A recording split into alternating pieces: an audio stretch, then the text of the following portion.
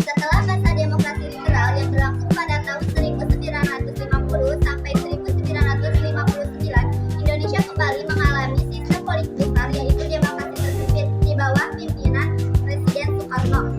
Sistem ini berlaku saat dikeluarkannya Dekret Presiden pada tanggal 5 Juli 1959 dan bertahan pada tahun 1966.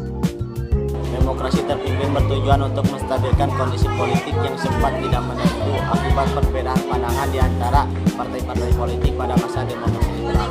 Gagasan demokrasi terpimpin pertama kali disampaikan oleh Presiden Soekarno dalam pembukaan sidang konstituante pada 10 November 1956. Ide ini kemudian diresmikan secara konstitusional setelah keluarnya Dekret Presiden 5 Juli 1959 yang berisi 1. Pembubaran konstituante. 2. Berlakunya Undang-Undang Dasar 1945 dan tidak berlakunya Undang-Undang Dasar Sementara 1950.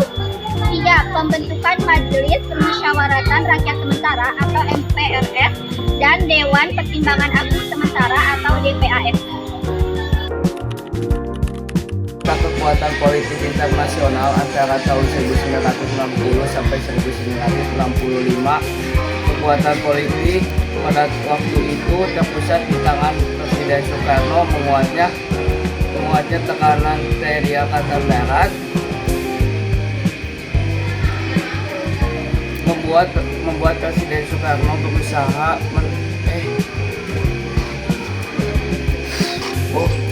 Presiden Soekarno berusaha menekan TNI Angkatan Darat, terutama Nasution dengan dua taktik, yaitu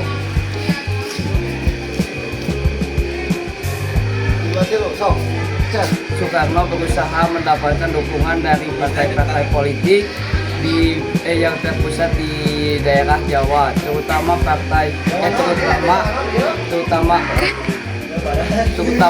PKI dan angkatan-angkatan bersenjata lainnya, terutama angkatan udara. PKI kemudian muncul menjadi kekuatan baru pada pemilihan umum tahun 1955 dengan menerima penetapan Presiden nomor 7 tahun 1959 dengan menyokong gagasan Nasakom dari Presiden Soekarno.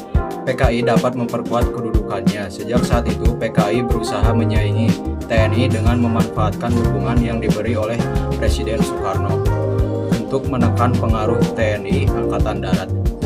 PKI mampu memanfaatkan ajaran Nasakom yang diciptakan Presiden Soekarno sebaik-baiknya. Karena lewat Nasakom inilah PKI mendapat tempat yang sah dalam konstelasi politik Indonesia. Suatu politik luar negeri yang terus menjadi pekerjaan rumah RI Kabinet adalah masalah Irian Barat. Jalan damai yang ditempuh selama 11 kawasan tidak berhasil mengembalikan Irian Barat lainnya. Yang dilakukan adalah melancarkan aksi-aksi pengembalian perusahaan milik Belanda di Indonesia oleh kaum buruh.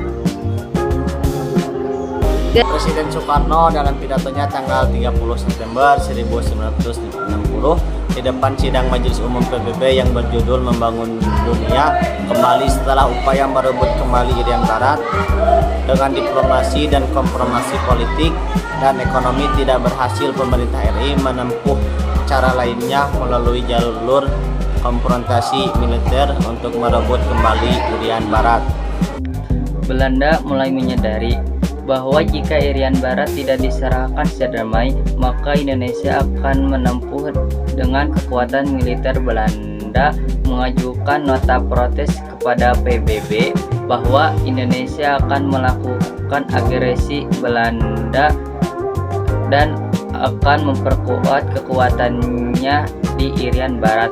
Pembebasan Irian Barat merupakan suatu tuntutan konstitusi secara cita-cita kemerdekaan Indonesia 17 Agustus 1945. Di dalam rangka perjuangan pembebasan Irian Barat, Presiden Soekarno pada tanggal 19 Desember 1961 di depan rapat raksasa di Yogyakarta mengeluarkan suatu komando untuk berkonfrontasi secara militer di Belanda yang disebut Trikomando. Isi dari rakyat atau Trikora yaitu 1. gagalkan pembentukan negara boneka Papua buatan Belanda. 2. Kibarkan bendera sang merah putih di Irian Barat. 3. Bersiaplah mobilisasi umum guna mempertahankan kemerdekaan dan kesatuan tanah air dan bangsa. 15 Agustus 1962 ditandatangani perjanjian antara pemerintah Indonesia dengan pemerintah Belanda di New York. Hal ini disebut Perjanjian New York. Isi dari perjanjian itu adalah penyerahan Irian Barat dari pihak Belanda ke PBB. Sebagai tindak lanjut dari perjanjian itu, pemerintah Indonesia melaksanakan aksi COLIS atau penentuan pendapat rakyat PPRA. Akhirnya, pada tanggal 19 November 1949, pada sidang umum PBB yang ke-24 menerima hasil dari pelaksanaan PPRA yang telah dilaksanakan oleh Indonesia. Karena hasil tersebut sudah sesuai dengan isi perjanjian New York, akhirnya pemerintah Indonesia secara de jure dan de facto memperoleh Irian Barat sebagai bagian dari NKRI. Rencana pembentukan Konfederasi Malaysia dapat tantangan dari Filipina dan Indonesia.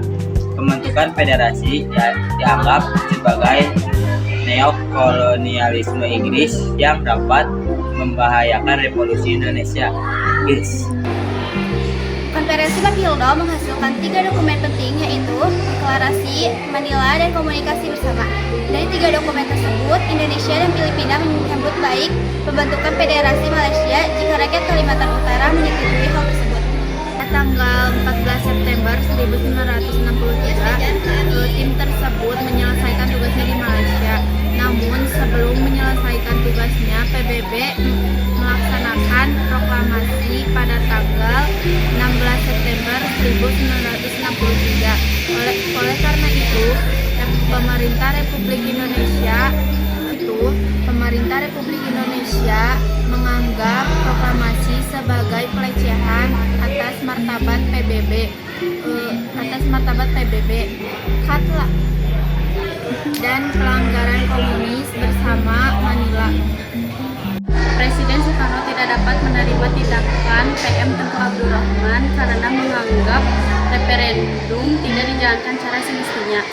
Aksi-aksi demonstrasi menentang terjadi di Jakarta yang dibalas dengan aksi-aksi demonstrasi besar terhadap kedutaan RI di Kuala Lumpur tanggal 17 September 1963. Hubungan diplomatik Indonesia-Malaysia diputuskan. Konflik di Asia Tenggara ini menarik perhatian beberapa negara dan menghendaki penyelesaian pertikaian secara damai. Pemerintah Amerika Serikat, Jepang, dan Thailand berusaha melakukan mediasi menyelesaikan masalah ini. Upaya lainnya adalah melakukan pertemuan menteri-menteri di luar negeri Indonesia, Malaysia, dan Filipina di Bangkok. Keluarnya Indonesia dari PBB karena masuknya Malaysia menjadi anggota tidak tetap anggota keamanan PBB. Walaupun Indonesia sudah keluar dari PBB, namun sasaran Indonesia yaitu sengketa Indonesia-Malaysia dan PBB tidak tercapai. Perkembangan ekonomi pada masa demokrasi terpimpin. Pengaturan ini berjalan dengan komando sikap, kemandirian, berdikari menjadi dasar bagi kebijakan ekonomi. Beberapa langkah yang dilakukannya antara lain membentuk Dewan Perancangan Nasional, Depernas, dan Sanering Mata Uang Kertas. Kebijakan Sanering ini yang dilakukan untuk berdasarkan peraturan pemerintah Undang-Undang 02 pada tanggal 25 Agustus 1959 pukul jam 6 pagi. Peraturan ini bertujuan untuk mengurangi banyaknya uang yang beredar.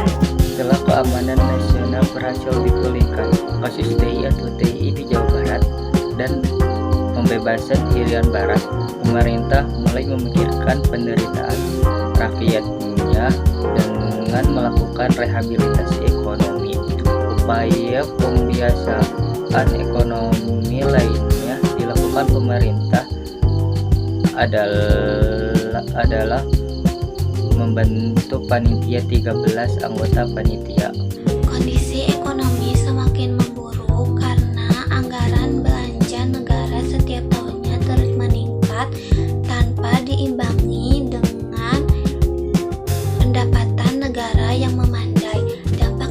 kebijakan tersebut, ekonomi semakin semrawut dan kenaikan barang mencapai 200-300% pada tahun 1965. Sehingga pemerintah mengeluarkan kebijakan penggantian uang lama dengan uang baru. Hal ini juga diikuti dengan kenaikan harga bahan bakar yang memicu penolakan masyarakat.